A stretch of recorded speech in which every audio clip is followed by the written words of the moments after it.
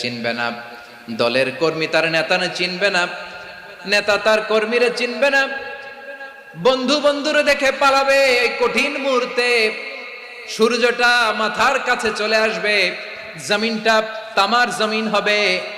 আজকের জমিনের মতো নয়।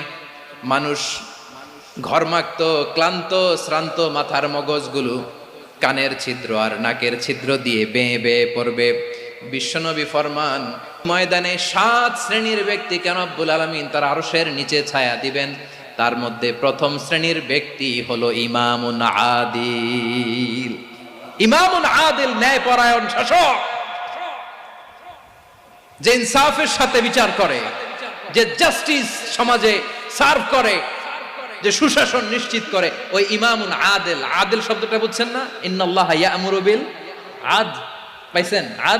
আদল, 7 শ্রেণীর ব্যক্তিকে আল্লাহ